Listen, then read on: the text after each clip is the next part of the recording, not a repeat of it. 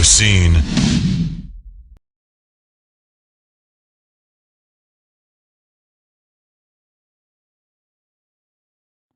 All right, I'm sure the number one question for most of you artists out here is, should they go independent or should they try to go for a major label? So who want to start with that answer? Go ahead. I think that there is no right answer, really, to that question. Do you want to do independent or do you want to do major? What you have to think about as an artist is what makes financial sense for you. If you can be a good business person, i.e. incorporate yourself or form an LLC, distribute your own music, put out your own publishing, license your own songs, and really be self-contained, it may make more sense for you to be independent. If, on the other hand, you're just looking to get in and get out, it may make more sense for you to be on a major label. It ultimately depends on what you want to achieve as an artist. And that's something that you, from the business end, have to decide for yourself. That's not something that anybody can answer for you. Yeah, clap it up, clap it up. Yeah, show us some love. We live in like a real DIY music industry these days. You know, things are a lot different than it used to be 10, 15 years ago. The internet's kind of helped and hurt music industry in terms of how things get, you know, out there to the people and whatnot. There's a lot more producers, a lot more artists than there used to be, but there also means there's also a lot more whack producers and a lot more whack artists than there used to be. So it really depends on how you kind of swerve through the online side of things. But in terms of record deals and whether you want a major or a label, an indie, one of the top grossing artists of 2012 is an independent artist, Mac Miller. You know what I'm saying? He was in the top 20 Forbes list. You know what I'm saying, this year. So he ended up selling a couple 100,000 independently on iTunes, made probably more money than most of your major label artists you all want to be. You know what I'm saying? So don't let the bling, don't let the ice, don't let these videos fool you anymore. I think we're past all that nowadays. You just want to really do it yourself and hope they come looking for you, because at the end of the day, it's really about what you command at the end of the day and what you're looking to get out of it and what you can bring to the table before they can even get involved. You have your own videos, you have your own team, you have your own online presence, you have your own marketing team, you have your own PR, you have your own production company. You don't need anybody else at all. You can do it yourself. I'm definitely going to jump in. That was fantastic. I know I'm doing image consulting today, but prior to this, years ago, I was an artist, and that's super important what he just said. I am a culprit of that. I actually had a lot of global hits out for many years. I did a lot of reinventions. I got myself all the way to every singer's dream, Madison Square Garden. And after that, thank you, it was the best night of my life. I'm still looking for that feeling again. And then I got signed to a major. And then for 3 years, I didn't sing and perform. So stay independent. This is my personal opinion. If you can, like he said, get your own team, get your own crew, get your own street team. There are ways to put out music on iTunes, TuneCore. Do your research and do what you gotta do. It's about family. At the end of the day, when Rev Run tweets all day, family, family, family, he says it because, you know, he was one of the biggest gurus in the world. Really stay true to yourself. Stay true to your family, and don't be afraid of breaking outside the box and doing what you want to do. But I would say independent right now is probably the best way to go. Just remember, if you guys have a question, you can always come and pull on my jacket tail, okay? Yeah, I have a question. Sure. Where are the artists? I don't even know who we're talking to. They are out here somewhere. If you're an artist, put your hand up. Raise your hand if you're an artist. Put your hand up. You guys should what's have up? lots of questions. Yeah. If I were you, I'd be up here In the asking some front. questions. Like, some of these people are geniuses. So, I mean, you don't have to sit back there. Who cares if that's VIP? Just come up here and sit there anyways. Okay, what's your question? Sorry, Aunt. I didn't mean to do that. Nah, it's all good. I'm just curious about, like you said, Mac Miller's an independent artist that's doing his thing. When it comes down to that, when you're signed to a major label and you got to clear a sample, Guys, it's a lot. quiet down in the back. This is a forum. Please respect it. Thank you. So when it comes down to it, when you're signed to a major label, they do the clearing of the sample. If you're an independent artist, how's it work? Like, how does that work? Like, you have your own street team clearing a sample. Like, if you're using a sample to do a song and it comes up becoming a major hit, like, you got to clear that before you. Yeah, I mean, if you have intentions to put out a record that has a sample in it, I would if you're gonna put money into anything, I mean, look at all these mixtapes nowadays. They all got sample records on them. You know what I'm saying? Mac Miller actually got sued by Lord Finesse for a sample that he had on one of his records that Lord Finesse could never see a dime off of because of the fact that it wasn't commercially released. But there is something that states that if it helps the artist get to a certain point or it helps the artist, get to a certain level, that there's some sort of clause where they could actually get some reparation for that. The reality of it is, if you're gonna put any money into a record and it has a sample, you better clear that sample. Because what's gonna end up happening is they're gonna wait until that record gets to the biggest point of his career, and they're gonna chop your head off. Real talk. The process is you need a lawyer, you need somebody to look after and go to the publishing company and the artist that wrote the record, who owns that original record. It takes a lot, and it takes a lot of money, and they might grab most of what the record might make. They're gonna grab a good amount of that publishing, you know what I'm saying? And so it's just really important that if you're gonna put something out there and you don't have the backing of a major that can maybe help you, you know what I'm saying? Sometimes the producer can swallow the sample, which means they'll swallow that in their fee and their back end, you know what I'm saying, when it comes to the publishing. But if it's a mixtape, there's really no reason to worry about it, I think. Anyone else have a question? Okay, here's one. With technology these days, is it worth doing a music video since MTV's not really playing much videos? I mean, there's MTV2, Fuse still plays a few videos, VH1 in the morning, but is it worth still doing videos? Should you put your budget in that? Yes, I definitely think you should put your budget in videos because we hear a lot of songs and stuff, but you still want to see a vision with the song, you know what I'm saying? So I think it's very important that you put your budget in videos, and I think you should definitely do the YouTube, but also try to see if you could aim to push your videos to MTV, Fuse TV, you know what I'm saying? Because MTV take a lot of independent videos, believe it or not, they do.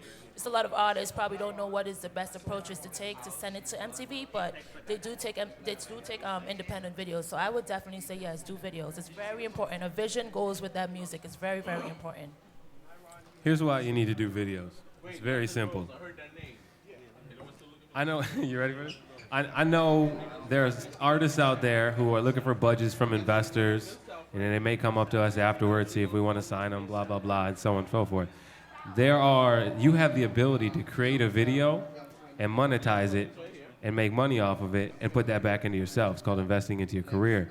I have artists that work for themselves and fund their own campaigns off of their videos. I'm talking about 6 figures, some even, yeah, and this is true, 7 figures, 6 and 7 figures off of their video content online. And I'm talking about putting ads. I know every single person in this room has watched a YouTube ad or skipped a YouTube ad. Don't skip them, because that's how we get paid. Stop skipping the damn ads. I'm saying that, like, every single artist in here should be on YouTube. If you're not on YouTube, shame on you. It's the #1 network. I mean, it's how Justin Bieber got famous. It's how Austin Mahone can go to Madison Square Garden, all these big places, and sell out. Walk in and people go, I don't even know who that is, and all the little girls are screaming. Like, this is how you make money. You can get, 20, 30 million views on a YouTube channel and share in the profits and then put that back into your own money. You don't have to go to a bank, because let's be honest, banks are no fun.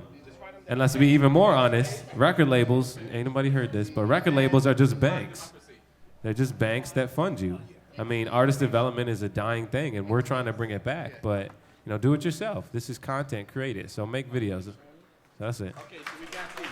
And I think a lot of artists should make sure they look into the managers before they just jump to a manager. I think that's a big problem in the game.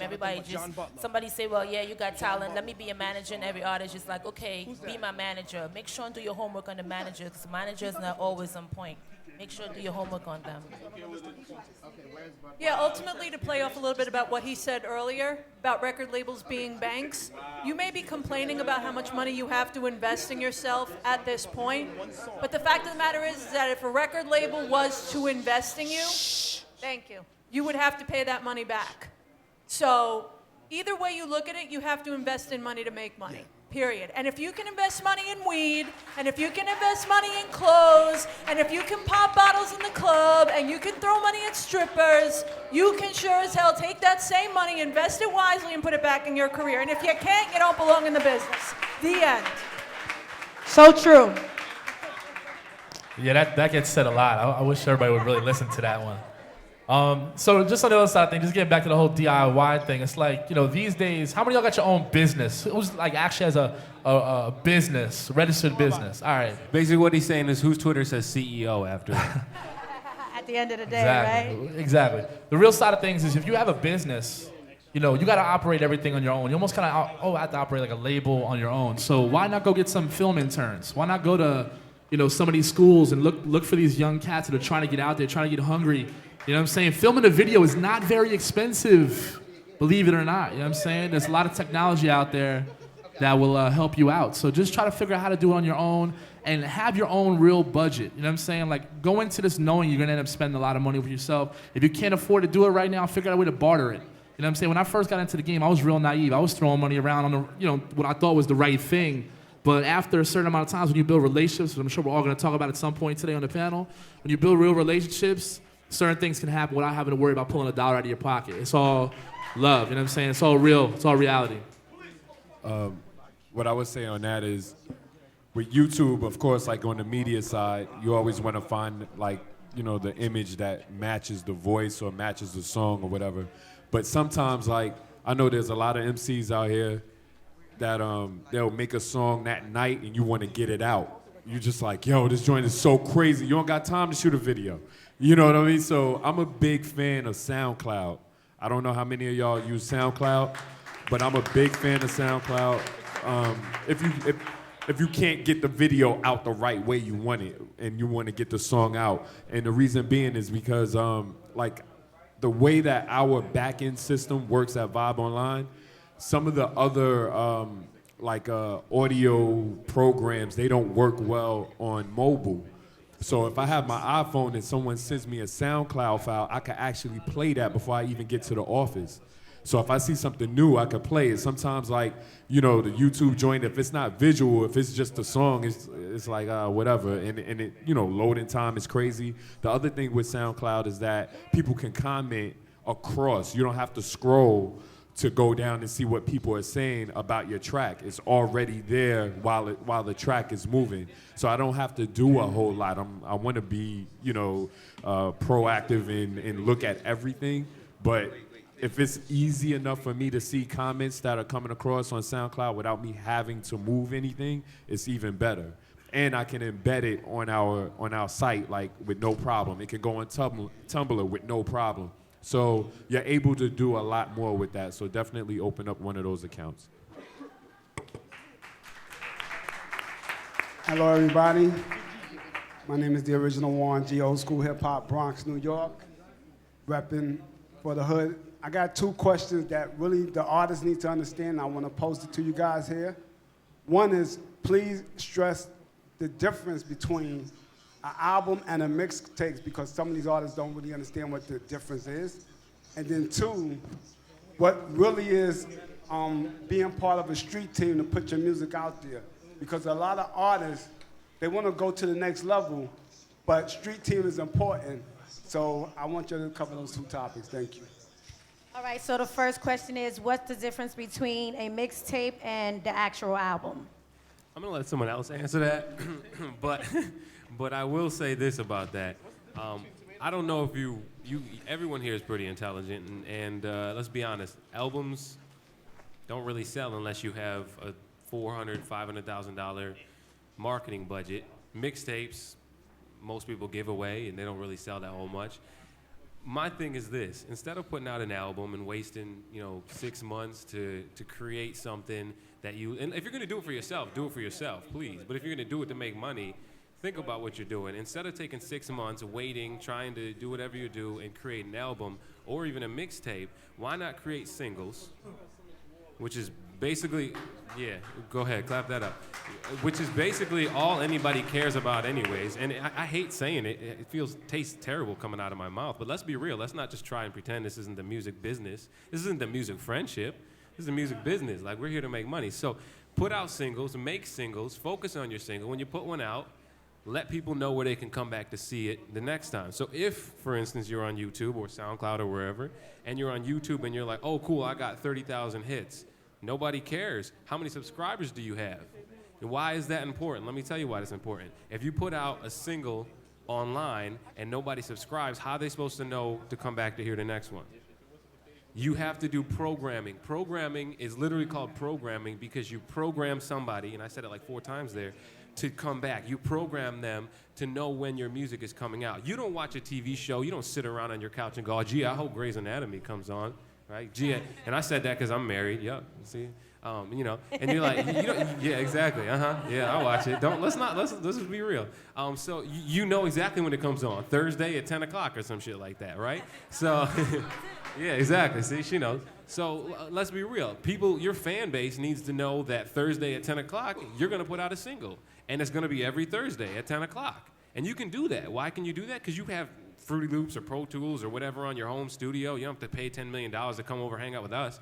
It's not gonna sound that much better. Do that shit, put it out, tell people what's gonna be, get them to subscribe. That way they come back for your next single. So focus on singles, focus on your subscriber base, reaching out to your demographic, reaching out and engaging with your audience, because eventually when you have 500,000 subscribers and you put out a song, not only are you gonna get a guaranteed amount of interest and engagement, but they're also gonna buy your music.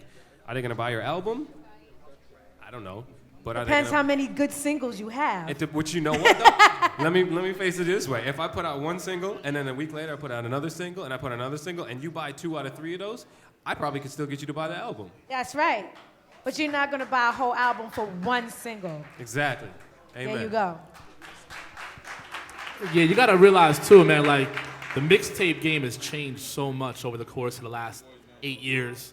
You know, 50 did what he did when it came to mixtapes, and he was real relevant through that. That was his, like, in. Everybody has their own in. These days, the mixtape is really the commercial to the movie. You know what I'm saying? Like, you look at Rick Ross and what he's done this year in terms of, like, the visual presence, the vlogs, the mixtapes. He's been able to stay on tour based off of mixtape records. Most of the records that he put out this year wasn't even his. They were his team's records. You know what I'm saying? So mixtapes have helped us see the light a little bit different. It's a commercial to something bigger. Hopefully your real fans, after they crash the internet downloading it off of Dat Piff, will go buy the album, because that's pretty much what happened with Ross's, you know, his album and whatnot. Artists back in the day used to put out 2-3 albums a year. Remember DMX that one year?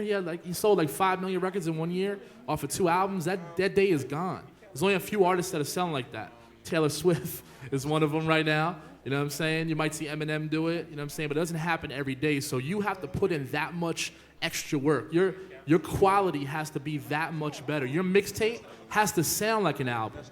And so for you artists out there that are cutting the corner around making sure your records are mixed properly or getting the right sound on your records, don't do yourself the injustice of cutting your head off and not putting out quality music. Because at the end of the day, when Drake put out, you know, Thank Me Later, whatever it was, that sounded like an album. That was ready to go.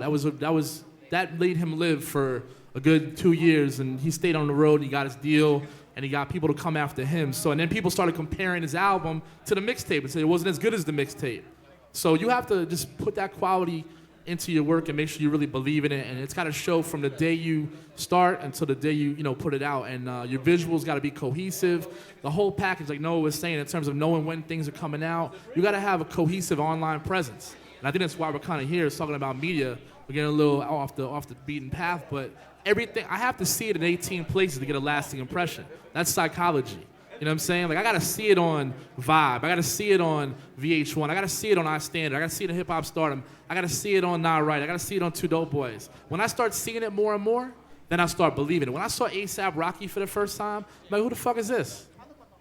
Why is Nah Right putting A$AP Rocky? Yeah, exactly. Why is A$AP Rocky on the front page of Nah Right? Who is this dude? They must think he's somebody special. Because these blogs nowadays run the game. They're like the new tastemakers. They're like who you used to go to back in the day to find out who the hottest artists are in somebody's neighborhood, the DJ or whoever. Now it's the blogs. You know what I'm saying? And some of it's paid for play, and you got to get rid of that. But you go to like a Nah Right, Two Dope Boys, you know what's really going on in the world of hip-hop. You know what I'm saying? So you got to start paying attention there and do your own research. But at the end of the day, you have to flood the market. And big shout to Kendrick Lamar, because I think he's a great example of what social media can do for an artist. His album is a classic. They're comparing it to Illmatic. I don't know. I'm a big Nas fan. I really can't comment on that. That was our story. Exactly. Exactly. But I was going to bring up Kendrick Lamar and basically say that all of like his last 3 mixtapes were his album. And a lot of people are saying like, oh my goodness, he did this incredible, you know, major label debut. That's a story. That's a concept album. If you go back to his Kendrick Lamar EP, that's a concept album. If you go back to Section 80, that's a concept album. Overly Dedicated, that's a concept album. So he's been doing it and he mastered making that. So he already roped you in without you even knowing it. And then he was like, okay, here's my major motion picture. You know, all of those were my independent films. You see what I'm saying? So it's a step up to what you really want to do. And then what it does is it's really a business card. Every time you meet somebody out here, you can't give them everything that you want to tell them about who you are as an artist. You're like, yo, here's my card or here's my whatever, then come check me. And that's what those mixtapes do. And they're starting to blur the line, like you said, like with the Drake joint. But I think in present day, it's really about like what Kendrick has done because it garnered the respect of Dr. Dre. And now look. Would it be fair to say that a mixtape is like more of the artist's ideas and creativities and more for them to have fun compared to a label which could be pretty much controlled by the record label company saying what they should put on this album? You understand what I'm saying? Yeah, that's a definite. But I think like if you come into the game with the strength of having your identity already in your music and you know who you are, you'll have a little bit more weight. Right. And that's the whole thing about putting out a lot of music beforehand because now the label knows what and who you are.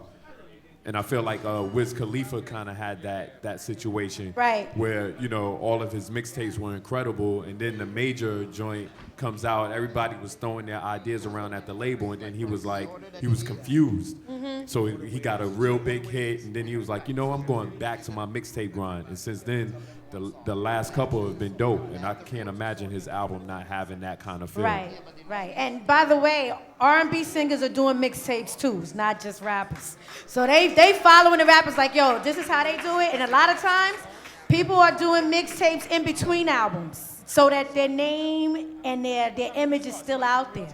So take note. Where are my clothes? Hello. First of all, I want to thank the panel for your expertise and everything you guys are doing.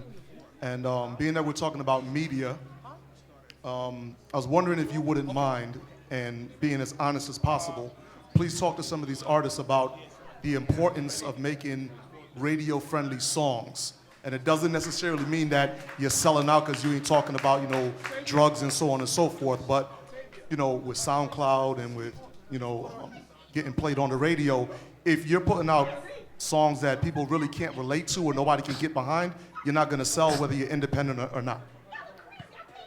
I answer that last. You guys go first. Okay. As a writer for BMI for over 10 years, I've done a whole bunch of EPs. I've written for a lot of people. In the beginning, I probably spent $200,000 to $300,000 on writing sessions with important people, thinking that was what was going to get me to where I had to go. And I would sit in these writing sessions with some of the best writers, you know, Cherry Lane, you name the publishing company, I sat with the best of them. And here's the deal. I want to say that was a great question, but this is what strikes me. You know, if you look at Katy Perry, this is where the cursing and all the positivity really gets to me because she does say have a menage a trois. Now, which is cool, because we all crazy and, you know, shit's blowing up and terrorism, and it doesn't matter anymore. Everyone's going buck wild. When I first wrote a song called All I Do back in the day, I had to write something sweet and positive for the radio, and I wrote, and I did this, and did this, and then I got on the radio with a reindention. I had to remake someone's record to get back out there to do my thing. And I said, well, I don't get it. Everyone's cursing. And, you know, if you look at the rappers, even to the pop artists today, not that it's not negativity, but he is right. There has to be a level of positivity. Remember the guy suicidal? This guy is talking about suicide. But because the hook is graceful, it worked. Remember, when writing something, it doesn't matter if a 10-year-old, because I know 4-year-olds that sing I know 4-year-olds that could sing Eminem front to back better than me. but I also know 40-year-olds that could sing Eminem front to back. It's really important that what you do is get your point across, whether it's positive or, you know, or negative in your aspect, because most songs are written from pain or from joy.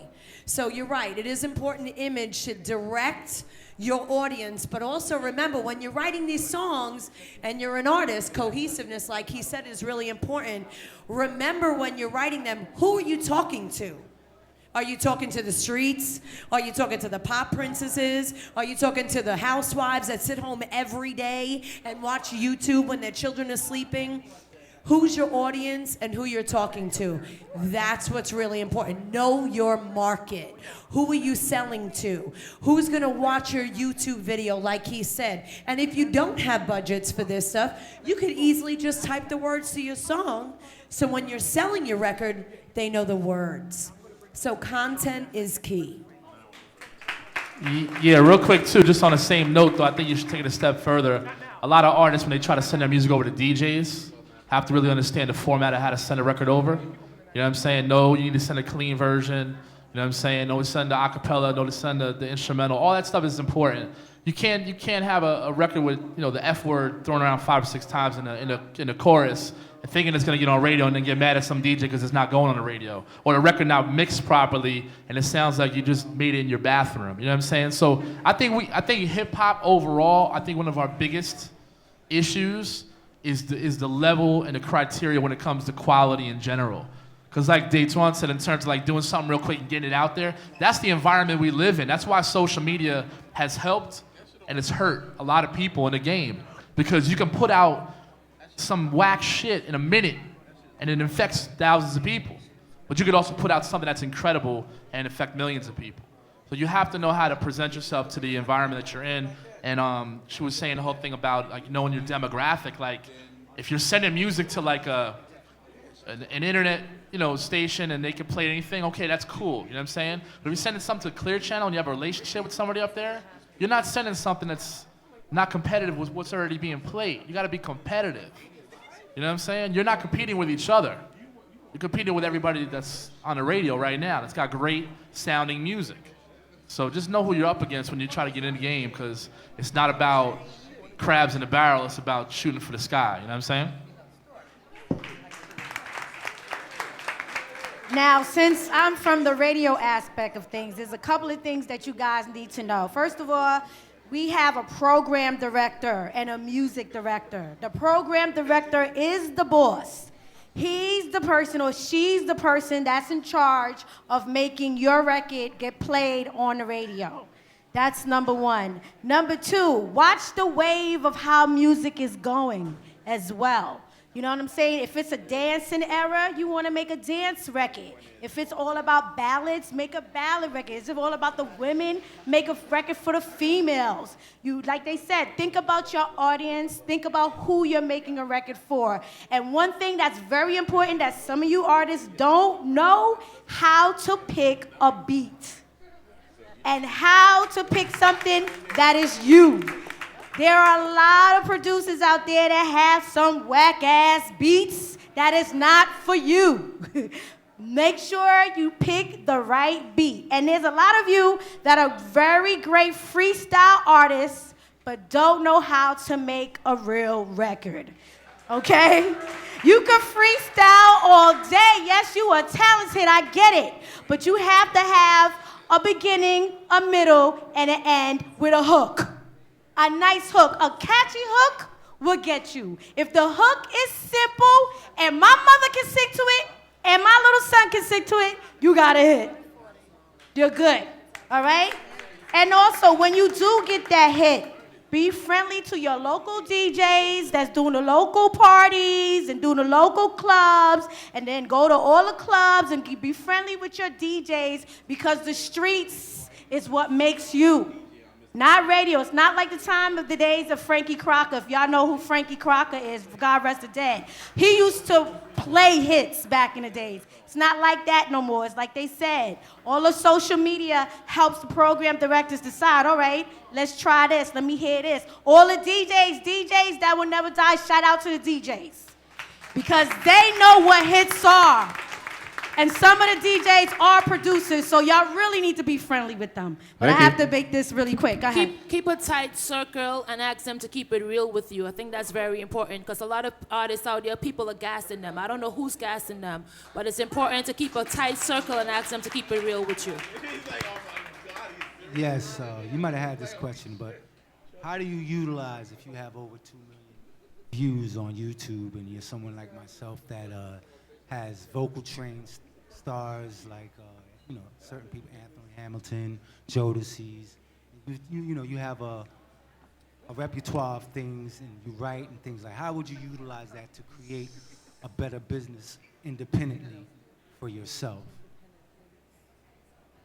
Asking, how do you use social media for your package to present you as a better artist? I guess that's me, huh? All right. Well, there's a pretty simple answer for that. Anything that's worth a damn, you better be on it. Let's be honest. Like, I bet if you're an artist in the room, raise your hand again. I can't see any of you. Raise your hand. Okay. Leave your hand up if you're on LinkedIn. Put your hand down if you're not on LinkedIn. Yeah, too many hands went down. Did y'all realize that that's the #2 social media network? Bet y'all didn't know that, did you? Go home, Google it. That's another social media. I'm saying though, LinkedIn, they're like, well, what do I need to be in LinkedIn there? There's no fans on LinkedIn. Yeah, that's where all the money's at. Let me say that again. That's where all the money's at. Go get it. Shit. Let me watch my mouth. Anyway, Twitter, is a no-brainer. It's like a way to have a direct conversation with your fans. You should be talking to your fans. Ignore everyone else. YouTube, it's a way to get content to your fans. Tumblr, it's basically another way to get content to your fans. These are all distribution networks. You used to have to use distribution networks to get your stuff out. Now you have social media, which, is kind of a very loose term, but let's be honest. Social media is Facebook, Twitter, YouTube, and use them how they're supposed to be used. Facebook is for updating your friends and posting stuff about you so people can like your page. But if I like your page, I'm not going to sit on your Facebook page. But if I follow you on Twitter, I'm about to see everything that you post in my timeline. I might unfollow you if you go crazy. But that's how you use it. YouTube, people go and they watch videos on YouTube. So if you're not doing the right thing on each social network, LinkedIn, connect with the executives, connect with the producers, connect with the investors, connect with all those people. So use the social media the way it's supposed to be used. Figure out each network and then go to it. That's it. Yeah, I think to expand on that a little bit more, since you were asking about the business, I'm assuming that you want to try to integrate your social media presence into a business plan to attract investors. Okay, it's very simple. Knowing that you're incorporating that into a business plan, you have to make it cohesive across the board, like he said. You can't have 20,000 YouTube views or 20,000 subscribers on YouTube, but you only have 200 Twitter followers. That makes no sense. Anyone who looks at that is going to say, well, did you buy these? Because you can't buy them, just FYI. But what you have to do is you have to use that and look at it from a business perspective and make sure that it all balances out. Because if you're showing a potential investor, the potential investor is going to say, who am I going to reach? If I give you this money, where is it going to go? And you have to be able to show them. So create a cohesive plan across all the platforms and, like Noah said, use them correctly. Use Facebook for what it's supposed to be used for, Tumblr for what it's supposed to be used for, Twitter for what it's supposed to be used for. An artist, that doesn't mean DMing models or wannabe models and seeing if they want to be in your video. You follow what I'm saying? Thank you. So that's really what you have to do, is like integrate it completely into the whole package. That's what it comes down to. Okay, we have one. I'm sorry, I just add one little thing at the very end of that. Go ahead. You also want to show these labels and these companies you could turn that 2.5 million viewers into the money. You know what I'm saying? Like, how does that translate to dollars? You know what I'm saying? So you have to be able to, like, the #1 issue as well really is fans. We're at a scramble to have fans. Like, how many real artists can say they have a true fan base in here that's gonna buy 1,000, 2,000, 2,500 copies of an album if you just put it out by yourself? Because you've been giving away the music free for so long. Like, what's the anticipation all about? You know what I'm saying? Like, why am I gonna buy something for $5, $10 when you've been giving me the free stuff for the last 5 years? Let's be real with ourselves. Try to figure out a transition. Try to figure out how to make some money into, your new business model. And I think if you have 2.5 million views, You should be able to back that up somehow and show them how you can get $2.5 million, if not more. And then you might not even need the label, dog. Real talk. Yo, real quick, I just want to jump in on that. He was saying, how do you turn that into a business model? There's an artist out here named Kid Ink. I don't know if anybody knows Kid Ink. But this dude is on Instagram, he's on Twitter, he has a big following, you know, on his mixtape grind, but he shows like his sneakers, he shows his socks, he shows all these little things, and then what's crazy is then they started a brand called Alumni, and he's starting to sell all that stuff. So he has like these fitteds and snapbacks with the A on it. So now all the 12,000 and 15,000 people that have been liking his stuff, he sends out the link saying, oh, here are these socks. I just made these socks, and here's the hat that goes with the mixtape. It's crazy. They're killing it. They don't even, major labels, they're turning them down. The labels are trying to knock on their door just so they can get in that business. Not necessarily for the music. They're looking at the merchandise. It's not always about the music. Exactly. So there's other parts to your business. If you got a cool name for your crew and you can start to brand that. That's you know right. What I mean? You just said it's about packaging, correct? I just have one quick thing. This summer, an artist, we threw something on them. We had 400,000 followers on Instagram. In 72 days, we're now at 56,000. Nice. And all we did was pop a shirt on her, so it's not always about the music, it's about the look. Like I was saying, in conception, you have to be properly prepared. Yes. Okay, we only have time for one more question, and that's from you. How's everybody doing? First of all, I want to thank the panel for sharing a lot of information. And the only question I have is, what would you say to an artist that's coming up who has his tight circle, has his brand of clothing line and he's coming out? His boy produces all the tracks. We write all the songs ourselves. How do we get ourselves to that next step? Because we're out here, we're showing people our music, we're getting people saying it to like our music, but we're trying to get to that next level where we can actually turn it into money. Build genuine relationships. That's the short answer, but that really sums it up. Don't like come to anybody here on the panel and be like, well, yeah, I'm so hot, I got this, I got that. No, do that. I don't know what she's talking about. Do that. You'd be crazy not to do that. No offense. Do that. No, but it more than that. I mean, yeah, you know, you can come up to us and do that, but at the same time, you also have to have that genuine relationship building there. That's what it comes down to. Be genuine with it. Don't be disingenuous. What she's saying is collect business cards and actually contact them through email, something like that. Yo, real quick, your tight circle. Are they here?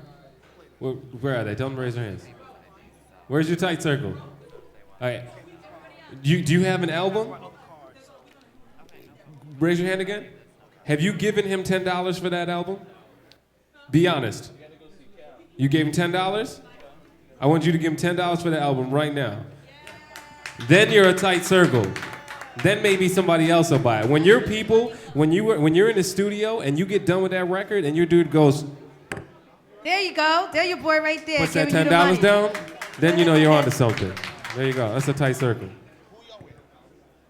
You got to be able to really get like blanket this music industry and like, where are you from, dude? Real quick. My man, where are you from? Harlem, okay. There's a renaissance coming out of Harlem right now. You know what I'm saying? A lot of artists are making some noise. How do you stack up to the people in your own area? If I called somebody in Harlem, would they know who you were? You know what I'm saying? Like, there needs to be a presence, you know what I'm saying, in your own area first, and then you can take it to that next level. Like, I've been doing showcases for ages. I've helped a lot of people get major record deals, including Chrisette Michelle, who was a nobody before she just opened her mouth. She didn't even have to do anything that anybody else in this room is probably doing right now. She sat down, played a keyboard, sang. Teddy Riley and Dallas Austin ready to sign her on the spot. Like, you don't know what it's gonna take, but having that tight circle from the beginning and knowing like what your plan is can help you get to where you need to go. Real talk. It's not gonna happen in a day though. Understand that. I have a quick question for him. What's your name? What's your artist name? Did you run it? We ran it twice. I'm sorry? Oh, okay. Thank you. Yo, Cal, real quick, random question. Is my Louis bag down there? It should be on the floor, right under the seat. You got it? Okay, good. Thank you.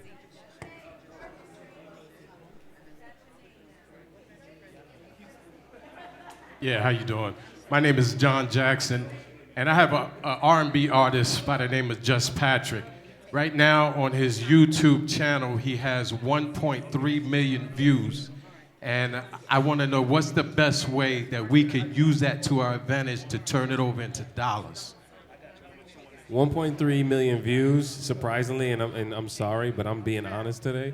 That's not like a lot. It's decent, it's good, but when you get 1.3 million views on every video you put out, that's when you turn it into dollars. Because let me break it down for you. You can literally make 2, 3, 5, 10, depending on the ad campaign and advertiser, per 1,000 views. So you basically take 1 million divided by 1,000 times it by 5. That's what you get from YouTube. And you do that $1 million per video. That's a decent amount of money. Also, that attracts people like myself, anybody up here, all the other executives, people who are interested in looking at that kind of thing. So obviously that's good. It's an accomplishment. But look to build the base. Look to build so that every video you put out, you get 10,000 more views. 30,000 this week, 40,000 next week, 50, 60,000 until you're getting 1.3 million, not overall, but per video. Most of his songs have at least 40,000 views on each one. Keep going. I'm looking at, you do 1.3 on each video, then come see me. I'm not talking about like come see me. I mean come see me. Okay? I got you. The views is on the video. It's on the just his music. On his music? Okay, you need video and music, so work towards that. I want to thank the panelists for taking the time out, for coming and sharing your knowledge. I hope that you guys took notes, because what they had to say was very educational, will help you with your careers. So thank you again for coming.